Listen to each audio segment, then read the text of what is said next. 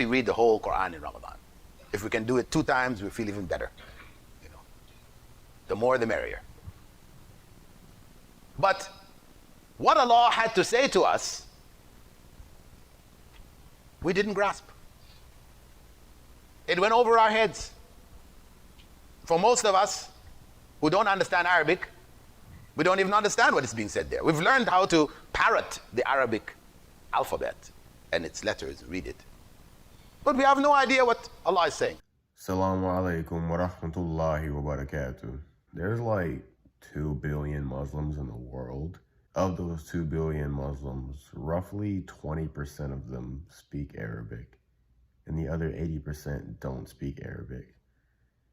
So that means that even though there's a whopping 2 billion Muslims, only 100 million speak Arabic. And that's kind of insane considering that our holy text, the glorious Quran, is in Arabic, and that the books of fiqh, the books of aqidah, the books of tafsir, books of hadith,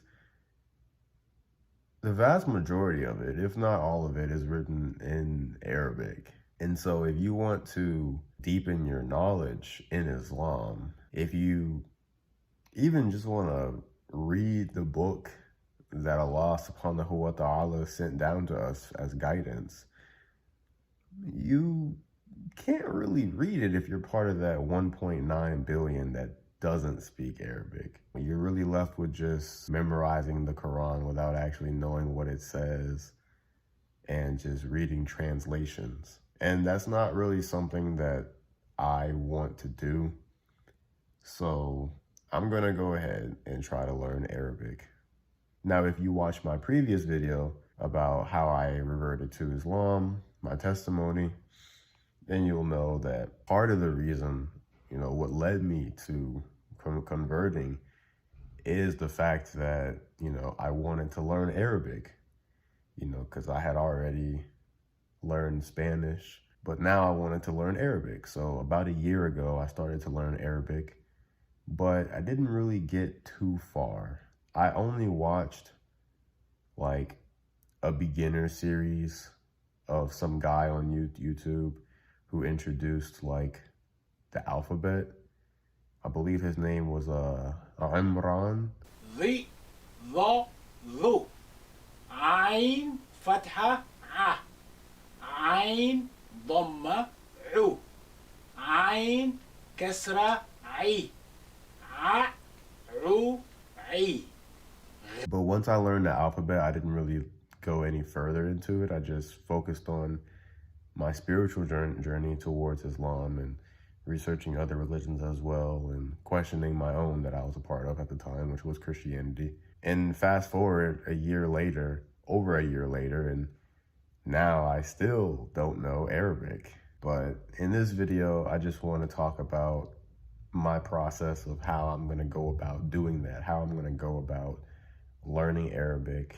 And inshallah, by the end of this year, I'll have at least like a somewhat good level of Arabic proficiency. So basically, my plan for learning Arabic, right? As of right now, I know the Arabic alphabet, and I have a pretty decent understanding of the diacritics, the fathas and the dhammas and the kasras and the sukoon, the shadda, the tanween. I have a pretty decent understanding of those diacritics. I have a pretty decent pronunciation, I think, of the more difficult letters like the Ain and the Qaf and the Twa, the Dawad and the Sad and the Daw and the Ghain. Rain. Yeah, I think my pronunciation's good, but of course, if there is an actual Arabic speaker listening to this, they probably would think that it's bad. I don't know. So that's basically where I'm at. So I have already a pretty, I guess, okay foundation to actually start learning vocab, and grammar. I will say it's thanks to this YouTube channel called Arabic 101. Thanks to this YouTube channel, I was able to learn some of the tajweed rules, and some other things regarding just the Arabic language in general. I definitely appreciate the people over at Arabic 101 for, creating this channel. May Allah subhanahu wa ta'ala bless them for their efforts. And may Allah, guide people to this channel and have people benefit from it, because it really is a good channel. But it's not just a channel. It's also, they have on, I don't know if you know about the Memrise app, or the Memrise website. It's also an app. But they have this website or app called Memrise, which basically you can learn languages. If you want to learn 85% of the Quran, then you can do that by following the course on Memrise that Arabic 101 uploaded. That is exactly what I plan on doing. I will say too that I actually already started the Memrise course a little while ago. I can't remember how long ago it was, but I did actually start studying the course on Memrise that Arabic 101 uploaded, because I think I have like 151 words that I have to review. So I'll have to review those, inshallah, when I get done recording this video. And then I'll learn some more as well, inshallah. My goal for Arabic, what I plan on doing, because there's different types of Arabic. You have the classical Arabic, you have modern standard Arabic, and then you have all the dialects. So my goal with Arabic, my goal is to, first I need to learn the classical Arabic that the Quran is written in, and then after that I'll focus on modern standard Arabic.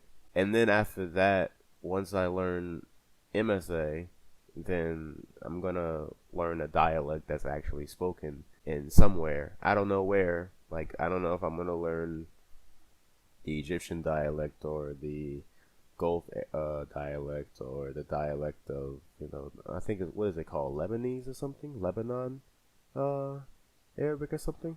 I don't know. Yeah, I haven't really decided which dialect I'm gonna learn yet. That's kind of far ahead into the future. So I haven't really decided that yet, but that is gonna be like a goal that I have in mind. That's kind of the path that I plan on taking in this little journey, and I'm hoping that I can get to the point where, like, I can understand the Quran, and I can read, books of ahadith, like, Sahih Bukhari in Arabic. I'm hoping I can reach that point maybe by the end of this year.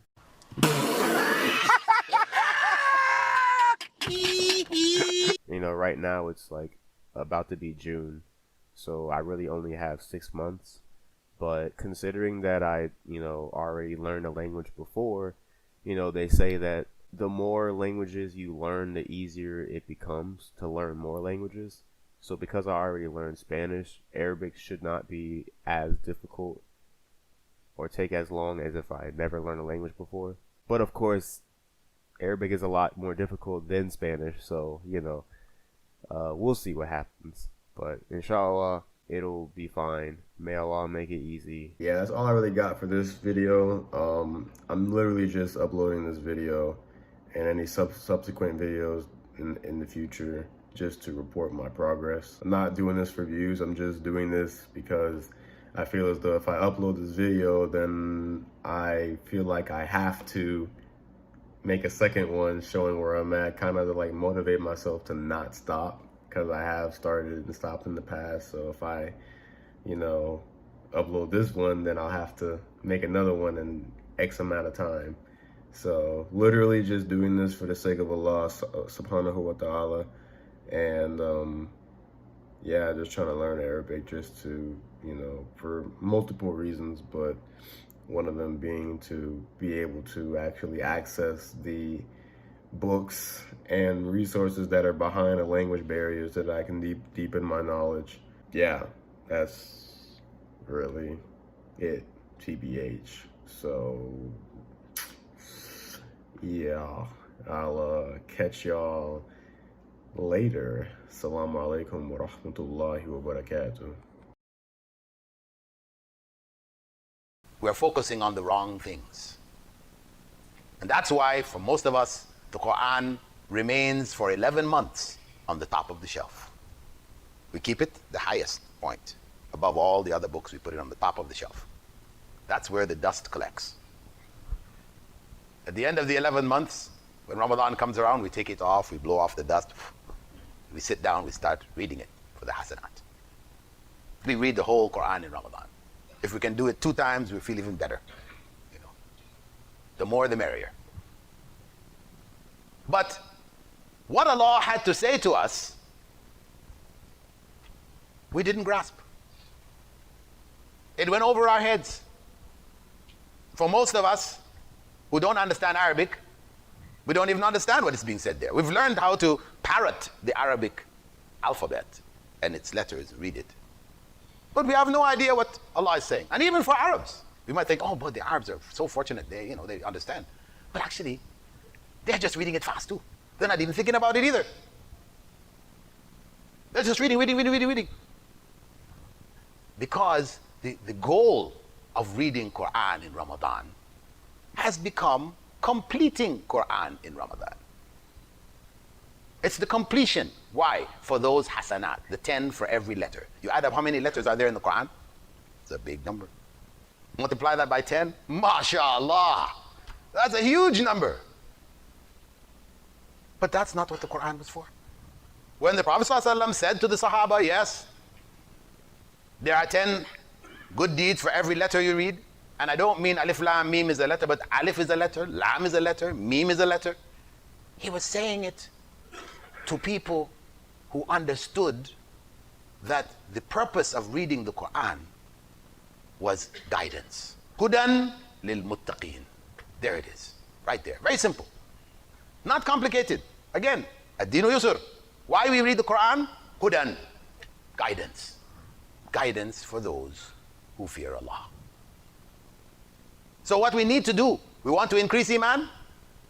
Let's get back to the Quran the way it was supposed to be read. It's not important to complete the Quran in Ramadan.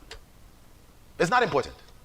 What is important is to read the Quran and receive the message of guidance from Allah subhanahu wa ta'ala and to implement that guidance in our lives. That is what is important. Even if all we get through in the whole of Ramadan is Surah Al-Baqarah. وَمَا أَدْرَاكَ مَا سُورَةُ الْبَقَرَةِ. If that's all we get through, know that if we have gotten through Surah Al-Baqarah, understanding what Allah has said in it, trying to apply what we understand of it, we have achieved a great goal.